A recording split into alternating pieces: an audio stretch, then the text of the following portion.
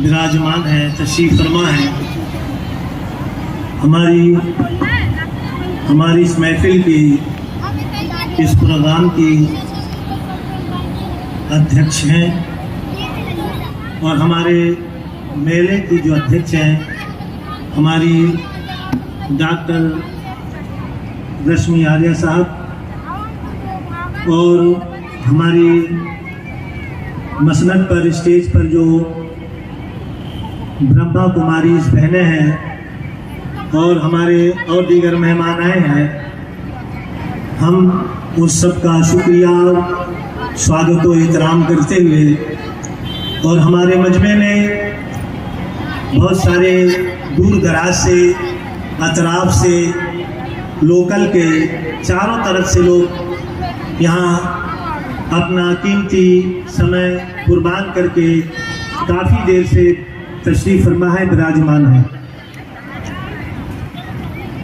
सारे लोग यहाँ पर कुछ न कुछ समझने, सीखने, ज्ञान हासिल करने, तालीम हासिल करने की नीयत से आए हैं। और हमारी इन बहनों ने बड़ी मेहनत और मशक्क़त के बाद हफ्तों से कोशिश करके इस प्रोग्राम को रचाया है, मनाया है, और हम और आप सब आज यहाँ सब जमा हुए। मैं चंद मिनट मज़हब इस्लाम के कुरान के तर्क और उसमें जो श्लोक हैं, जो कुदरत की आयतें हैं, कुछ आयतों को पढ़कर तिलावत करके उनका मैं अर्थ, उनकी व्याख्या, तशरीह बड़ी आसान भाषा में कोशिश करूंगा कि आप तक बात पहुंचे। मेरे दोस्तों और बुजुर्गों, मेरी माँ और बहनों, मालिक ने हमें कैसा बनाया है और किस तरह बनाया है, हमारे बनाने की गर्ज व गायत क्या है, हमारे बनने का, पैदा होने का मकसद क्या रखा है, पहले हमें सब ये जानना जरूरी है। हर चीज का एक विषय होता है, उसकी गर्ज व गायत होती है, उसका एक मकसद होता है। तो अपने कुरान से पूछते हैं, जो कुरान न अरब वालों के लिए है, न सिर्फ हिंदुस्तानियों के लिए है, न जापान वालों के लिए है, न वो अमेरिका वालों के लिए है, बल्कि ऑल वर्ल्ड के लिए है, सारी इंसानियत के लिए है, सारे लोगों की रहनुमाई के लिए है, सबको मार्गदर्शक है सबका कुरान। उसी कुरान से पूछते हैं कि तेरे अंदर जो आयतें हैं, जो तेरे अंदर श्लोक हैं, जो तेरे अंदर संदेश और उपदेश है मौला, वो किसके लिए है? तो कुरान कहता है हुदल लिन्नास।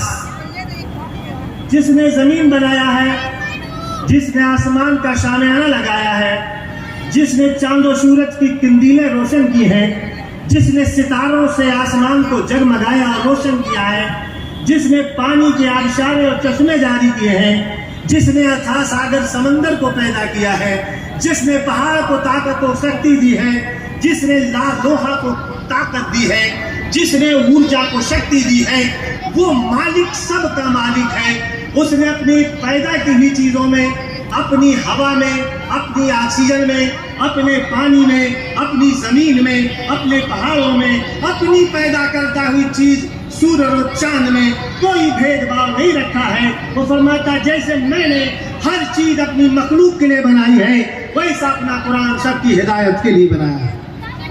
हुदल लिन्नास, सबकी हिदायत के लिए, चाहे वो अरबी हो, चाहे वो हिंदी हो, चाहे वो मुस्लिम हो, चाहे वो सिख हो, चाहे वो ईसाई हो, चाहे वो अंग्रेज हो, किसी भी धर्म जाति का हो, किसी समुदाय का हो, कहीं का रहने वाला हो, धरती पर इंसानियत का इंसान हो, तो खुदा का कुरान सबको रास्ता दिखाने के लिए आया है। कुरान में कोई भेदभाव नहीं है। लोग कहते हैं कुरान भेदभाव है, कुरान में जुल्म है, कुरान में इंसाफी करता है। जब खुदा जुल्म नहीं करता तो खुदा का कलाम, खुदा की किताब कैसे जुल्म कर सकती है? वो अपने बंदों को चाहता। तो मैं बताता हूँ बुनियादी बात से कि इंसान को कैसे खुदा ने बनाया। न कोई जाति है, न कोई धर्म है, न कोई तरह के हम में जो है अलग अलग है। कुरान से पूछो, पैदा करने वाले रचयिता से पूछो, ये रचना तूने कैसी रची है। तो कुरान फरमाता है या अय्युहन्नासो इन्ना खलकनाकुम मिन ज़करिन व उन्सा व जअलनाकुम शुऊबन व क़बाइला लितारफू इन्ना अक्रमकुम इंदल्लाहि अत्क़ाकुम। मालिक ने तुम्हें एक माँ बाप से बनाया, पैदा किया। ऐ लोगों, खुदा ने तुम्हें एक माँ बाप से बनाया है। एक माँ बाप की तुम सब औलाद हो। उस बाप का नाम हजरत आदम है और उस माँ का नाम हव्वा है। इन दोनों प्राणी में से सारी दुनिया को फैलाया है। फिर फरमाता है वो जअलनाकुम शुऊबन व क़बाइला, मैंने कबीले बनाए हैं, मैंने बरादरियां बनाई है कारोबार के लिए, काम के लिए, लितारफू, ताकि तुम पहचाने जाओ। अगर तुम्हें लोहा प्रेस कराना है तो तुम्हें धोबी की दुकान पर जाना होगा। अगर लोहा पिटाना है तो तुम्हें लोहार को ढूंढना पड़ेगा। अगर तुम्हें जेवर बनाना है तो सोनार का दरवाजा बजाना पड़ेगा। अगर तुम्हें जेवर बनाना है तो सोनी के दरवाजे जाना पड़ेगा। अगर तुम्हें मकान बनाना है तो मेमारों कारीगर का देखना पड़ेगा। अगर तुम्हें एक तसला से मट्टी डलाना है तो बेलदारों मजदूर का दरवाजा बताना पड़ेगा। अगर पूजा करानी है तो पंडितों मौलवी के घर जाना पड़ेगा। शुऊबन व क़बाइला, जात तो सबकी एक है, मैंने कारोबार के पहचान के लिए तुम्हें कबीलों में बांट दिया। तो हम कबीलों में काम से बटे हुए हैं। हम जात से नहीं बटे, हम सम्मान से नहीं बटे, हम इज्जत से नहीं बटे, हम खानदानी वकार वाले नहीं, हम पैदाइशी पंडित नहीं हो सकते, हम पैदाइशी मौलवी और मुत्तकी और सूफी नहीं हो सकते। अब कुरान से पूछो फिर तेरे नजदीक बड़ा कौन है, मालिक कौन इज्जतदार है, कौन सम्मान वाला है, तेरी निगाह में किसकी कदर है? तो फरमाता है इन्ना अक्रमकुम इंदल्लाहि अत्क़ाकुम, तुम में का जो सबसे ज्यादा परहेजगार है, जिसके आचरण अच्छे हैं, जिसका स्वभाव अच्छा है, जिसका इखलाक अच्छा है, जिसकी प्रेम और मोहब्बत अच्छी है, वो मालिक के नजदीक सबसे बड़ा सम्मानित है और सबसे बड़ा इज्जत वाला। इज्जत तो वकार तो सम्मान कद्र काम और करतूतों से मिलती है, अमल से मिलती है। हम जैसा अमल करेंगे, जैसे हमारा किरदार होगा, जैसे हमारे आचरण होंगे, जैसे हमारा स्वभाव होगा, मालिक के नजदीक हमारा ऐसे ही होगा। हम ये ब्रह्मचारी हैं, हमारी बहनें ब्रह्म कुमारी हैं, हम इसका तसव्वुर इस्लाम में ढूंढ रहे हैं। ये क्या इसका इस्लाम में कोई तसव्वुर है? हम कुरान से पूछेंगे कि ये जो हमारी बहनें हैं, क्या ये ठीक कर रही हैं, क्या ये परहेज कर रही है, ये त्याग कर रही है, ये तकवा कर रही है, ये लोगों को सही राह ला रही है, ये मालिक की इबादत कर रही है, ये सच्ची प्रार्थना पूजा कर रही है? क्या इसका तसव्वुर, इसका सोच, इसकी फिक्र कुरान में भी है, इस्लाम में भी है? ये तो आओ तुम्हें बताते हैं। सब उनको जानते हैं, ईसा मसीह को सब जानते हैं, हजरत ईसा रूहुल्लाह को सब जानते हैं। उनकी माँ का नाम हजरत मरियम उनकी माँ का नाम है।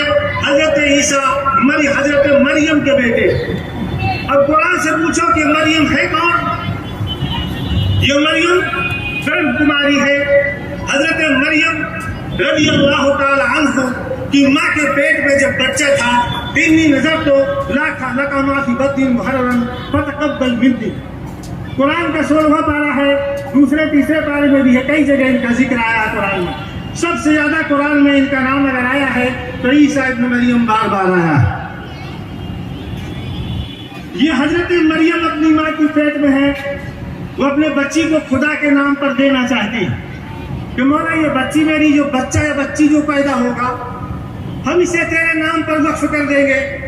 न हम ये ब्याह करेंगी, न ये शादी करेंगी, न ये घर बसाएंगी, न इनका कोई कारोबार होगा।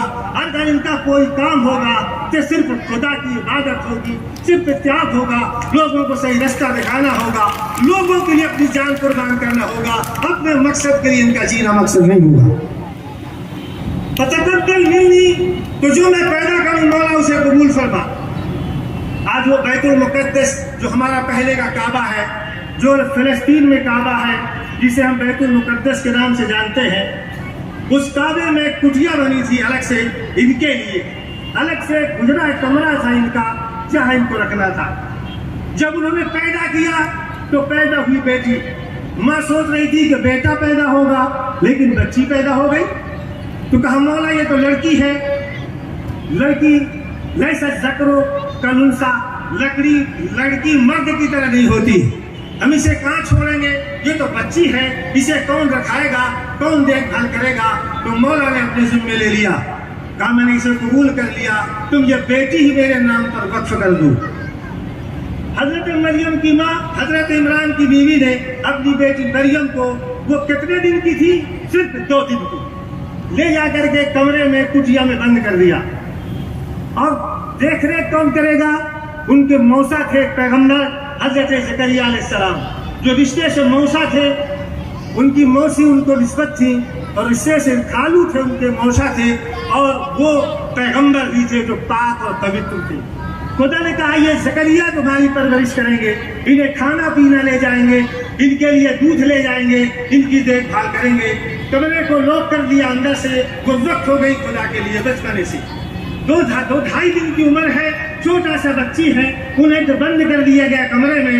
हजरत ज़करिया जब उनके खालू, उनके मौसा वहां उन्हें दूध पानी फल लेके पहुंचे, तो वहां पहले से मौजूद था, फल मौजूद थे, दूध मौजूद था, अच्छे अच्छे नए नए खाने मौजूद थे।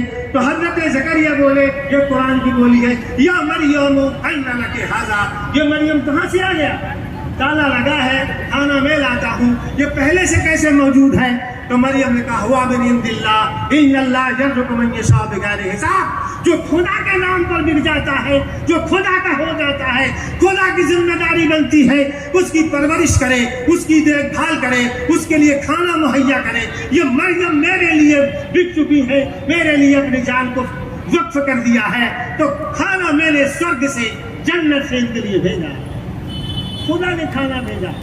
वो ब्रह्मचारी है, ब्रह्म कुमारी है, उन्हें किसी से कोई मतलब नहीं। हजरत मरियम अलैहिस्सलातु तस्लीम का जो तसव्वुर मिलता है वो ब्रह्म कुमारी ही है। उन्होंने शादी नहीं की, उन्होंने ब्याह नहीं किया, उन्होंने कोई घर नहीं बसाया, उन्होंने बहुत बहुत त्याग किया, मालिक के लिए सब करती रही। तो मेरे दोस्तों बुजुर्गों, हमारे इस्लाम में भी ये वाला रिश्ता मिलता है कि लड़कियां, औरतें, बहनें अपने आप को खुदा के नाम पर वक्फ कर दें लोगों की भलाई के लिए। तो ये कोई नया उसूल नहीं है, कोई नया प्रोग्राम नहीं है, कोई नया तरीका नहीं। इसका तसव्वुर कुरान में भी मिलता है, इस्लाम में भी मिलता है। आगे बताते हैं, सबसे बड़ा चीज क्या होता है? प्रेम। दुनिया में सबसे बड़ा प्रेम, प्रेम को ही धर्म कहते हैं, प्रेम को ईमान कहते हैं, प्रेम को ही सब कुछ कहते हैं। एक परिंदा है, एक परिंदा अजनबी परिंदा है, एक इंसान उसे पाल लेता है। मसलन एक तीतर को किसी ने पाल लिया, एक कबूतर को पाल लिया, तो वो कबूतर को दिन में पिंजरे से छोड़ देता है, शाम को फिर वापस आ जाता है। तो उसका मालिक पूछता है, परिंदे तुझे कैद खाना अच्छा क्यों लग रहा है? मैंने तुझे छोड़ दिया था, तेरे पर थे, तू उड़ गया था, जंगल की सैर कर रहा था, फिर वापस मेरे पास क्यों आ गया? तो वह परिंदा कहता है कि तेरे प्रेम और मोहब्बत के बंधनों बेड़ियां मुझे फिर शाम को वापस ले आएगी। अगर तू मेरे साथ जुल्म करता, अगर मुझे खाना पानी नहीं देता, अगर मुझसे प्यार नहीं करता, तो मैं तो आजाद ही हो गया था, फिर वापस आने वाला नहीं था। ये तेरा मोहब्बत का बंधन था जो मुझे जंगल से शाम को फिर तेरे दरवाजे तक ले आया। तो मोहब्बत की बेड़ियां उस परिंदे पर, उस पक्षी पर जब पड़ जाती है तो वो फिर शाम को अपने घर वापस आ जाता है। हमारे यहाँ को तस्वुर दिया गया, जैसा इनका त्याग है, उसकी भी कुरान और हदीस से मिसाल देता। त्याग क्या है? जिंदगी कैसे मिलती है, मौत किसे कहा जाता है और जिंदगी किसे कहा जाता है? कब मूतू कब आन का मूतू। पैगंबर आजम फरमाते हैं, मर जाओ मरने से पहले, मर जाओ मरने से पहले। ये कौन सा तसव्वुर है, ये कौन सा मिजाज है, ये कौन सा उसूल है? हम मर जाएं मरने से पहले, तब हमें जिंदगी मिलेगी। अब कौन सा मरना है? इसकी मिसाल, इसका उदाहरण सुनो। एक व्यापारी थे जो तोता पाले थे, एक बहुत बड़े सेठ थे नौरानीपुर के, तोता पाले थे। और सूरत चले गए सामान लेने, सौदा लेने, कपड़ा लेने। अब तोता नहीं पाला, वो बोलता था बोली, वो कह लगा सेठ जी हम चलेंगे नहीं, दिन मर जाएंगे, हम संगे चले सेठ जी। तो सेठ जी ने कहा एक तोता का पिंजरा कहाँ लिए फिरेंगे? लेकिन वो फड़फड़ा है, बहुत मोहब्बत करते थे अपने परिंदे से, तोते से। तो तोते का पिंजरा सेठ जी ने लिया, चले गए सूरत। जब सूरत पहुंचे, कपड़ा लेकर आना था उनको, तो उन्हें थोड़ी सी हाजत हुई, कजाए हाजत के लिए वो बाग में चले गए। पेड़ थे वहां आम के और महुए के, उस बगीचे के अंदर अपना तोते का पिंजरा रख दिया उन्होंने और चले गए लघु शंका के लिए एक झरने के किनारे। अब ये तोता पिंजरे में बेड़ा फड़फड़ा रहा था तो बिरादरी के लोग आ गए, बहुत से तोते आ गए पेड़ में, अपनी बोली बोलने लगे, चारों तरफ फड़फड़ाने लगे। तो कहने लगा कि मस्ती छानने वालों, मेरे बिरादरी के भाइयों, तुम मजा मार रहे हो, मैं पिंजरे में दुख भोग रहा हूं। तुम उड़ते हो, तुम्हें सुकून है, जहां चाहते हो चले जाते हो, सब जगह की सैर करते हो, फलों के बागों के फल खाते हो, तुम्हें आजादी है। मैं पिंजरे में जिंदगी व्यतीत कर रहा हूँ, मैं ये जुल्म की जिंदगी, ये कैद खाने की जिंदगी जी रहा हूँ। मेरे लिए भी कोई हमदर्दी है, मुझे भी कोई तरीका बताओ, ये पिंजरे से आजादी कैसे मिलेगी। तो तोतों ने कहा कि बिरादरी का आदमी है, इसे कोई तरकीब बताना चाहिए। कहा सुन, जब तक तू जिंदा है शेर नहीं छोड़ेगा नहीं, जब तक तू जिंदा है पिंजरे से आजाद नहीं हो सकता, जब तक तू जिंदा रहेगा कैद खाने में रहेगा। एक काम कर कि सेठ जी के आने से पहले फड़फड़ा के मर जा। वो बता के चले गए। सेठ जी आया, ये फड़फड़ा रहा था, थोड़ी देर में ठंडा हो गया। सेठ जी सोचा कि तोता तो मर ही गया, वो सांस बांध के रुक गया। उसने सोचा अब ये सड़ेगा, गलेगा, मुर्दा ले आके क्या करेंगे। तो उसने पिंजरे का मुंह खोला और जैसे मुंह खोल के हिलाया तो तोता उड़ के दाल में बैठ गया। कहने लगे यार निकल तो गए हो, बताओ ये क्या मकसद था, ये क्या तरीका था कि तुम उड़ करके चले गए। उसने कहा यही तो था, मुतु कबल अंत मुतु, अगर जिंदगी आजादी चाहता है तो मर जा मरने से पहले। मैंने मर के बता दिया, अपने शरीर को शांत कर दिया, आत्मा को जिंदा कर दिया, अपनी रूह को बेदार किया, तो मुझे हमेशा की आजादी मिल गई। मेरा पावर बढ़ गया, मेरी कुदरत बढ़ गई, मैं आजाद हो गया। तो इस्लाम कहता है मुतु कबल अंत मुतु, अगर खुदा तक जाना चाहता है, आत्मा को जिंदा करना चाहता है तो त्याग कर, माह मोया छोड़ दे। ऐसा लग जैसे मुर्दा चल रहा है, ऐसे हो जाए जैसे मुर्दा हो गया है, तो तेरी आत्मा बुलंद हो जाएगी, तुझे शांति मिलेगी और तू खुदा से जाके मिलेगा। जब तक ये माया जाल में फंसा रहेगा, जब तक तेरी आत्मा को आजादी नहीं मिल सकती है, जब तक तेरी रूह को शांति नहीं मिल सकती है। तो इस्लाम मोहब्बत और भाईचारा सिखाता है, एकता, एक सब में खड़े हो गए। महमूद आयास, न कोई बंदा रहा न कोई बंदा नवाज। महमूद नाम है बादशाह का, बहुत सुंदर, महमूद नाम है बादशाह का, भारत का बादशाह गुजरा है महमूद, सुल्तान महमूद। आयाज उसका गुलाम है। दोनों मस्जिद में जाते, पहले बादशाह तक तो कुर्सी में बैठता था, ये गुलाम नीचे बैठता था चटाई में। लेकिन जब खुदा के दरबार में गए तो बादशाह के बगल से खड़ा हो गया गुलाम, बादशाह के कंधे से कंधे मिला के खड़ा हो गया। गुलाम ने सोचा हुजूर हम दूर हो जाएं, यहाँ से अलग हो जाएं, हमारा अदब के खिलाफ है। तो बादशाह ने कहा नहीं, वो हमें जिम्मेदारी खुदा ने दुनिया में दी है कि तुम बादशाह बन के खिदमत करो, तुम गुलाम बन के सेवा करो। लेकिन जब खुदा के दरबार में आएंगे तो बंदे दोनों एक हैं। यहाँ आत्मा के एतबार से न तुम में कोई जाति है, शरीर के एतबार से न तुम्हारे 6 हाथ हैं, न मेरे 4 पाँव हैं, न 20 हाथ हैं, दोनों बराबर हैं। अब खुदा के दरबार में आए हैं तो फर्क मिट गया, शाहो गदा का एक सब में खड़े हो गए। महमूद आयाज, न कोई बंदा रहा न कोई बंदा नवाज। तो इस्लाम एकता की तालीम देता है, भाईचारा सिखाता है, भेदभाव मिटाता है। सब एक है, एक ही मस्जिद में आओ, एक ही भाईचारा करो, एक ही थाली में खाओ, एक जा नमाज में नमाज पढ़ो। यही बंदगी है, यही इंसानियत है। अगर हम में भेदभाव है, हम अपनी नस्ल से मोहब्बत नहीं करते, हमारी बिरादरी सिर्फ एक है, वो हम इंसान हैं। हिंदू पहले इंसान है, फिर हिंदू है, फिर मुसलमान है। कुरान हदीस से पूछो, कुल्लु मौलूदिन यूलदु फितरत इस्लाम वालिदा हो युमज्जिसानी व यहूदानी व यंजिसरानी। पैगंबर फरमाते हैं पैदा होने वाला नंगा पैदा होता है, न हिंदू का भगवा पहनता है, न मुसलमान की टोपी लगाता है, न अंग्रेज की सूली टांगता है। वो कोई नहीं है निशानी लेके पैदा होता। माँ के पेट से, चाहे मेहतर के घर में पैदा हो, चाहे पंडित के घर में पैदा हो, चाहे मुसलमान के घर में पैदा हो, पैगंबर कहते हैं इंसान बन के पैदा होता है। वालिदा हो युमज्जिसानी व यहूदानी व नसरानी। माँ बाप का लिबास देखता है, माँ बाप की संस्कृति देखता है, माँ बाप की तहजीब देखता है, माँ बाप का धर्म देखता है। जैसे माँ बाप को पाता है फिर वैसा ही बन जाता है। बहुत बहुत धन्यवाद भाई साहब का। सिख बन जाता है, जो चाहे हिंदू बन जाता है, चाहे ईसाई बन जाता है, चाहे मुसलमान बन जाता है। बहना पैदा होता है, किसी धर्म का रंग नहीं जाता है। बहनों ने मुझे अपने रंग में रख दिया, ये इनका रंग है। अब एक रंग की बात करके खत्म करते हैं। सिबगत अल्लाह से बता, इन्होंने एक रंग में रंगा, ये इनका रंग है, ये प्यार का रंग है, ये मोहब्बत का रंग है। हमने इनके रंग में अपने आप को रंग लिया। तो मेरा रब फरमाता सिबगत अल्लाह से बता, रंग जाओ चाहे किसी के रंग में, लेकिन सबसे अच्छा रंग खुदा का रंग है। खुदा के रंग में रंग जाओ, वो रंग मिलने वाला नहीं है। बात हो रहा अल्हम्दुलिल्लाह, धन्यवाद, शुक्रिया। बहुत सुंदर, बहुत बहुत धन्यवाद जनाब आलिम भाई।